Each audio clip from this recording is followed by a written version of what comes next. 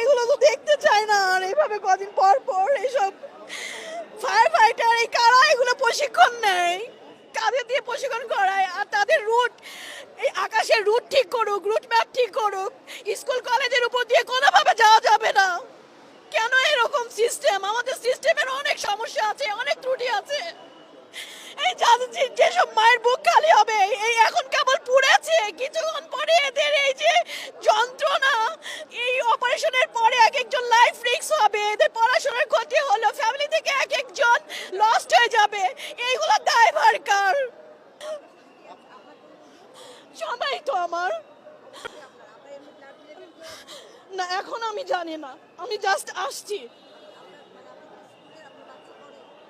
আমার বাচ্চা আছে, পরে আজকে যদি ওর স্কুলে এটা হতো আমি কি করতাম অ্যাজ এ মাদার? আমি আসছি ব্লাড দেওয়ার জন্য।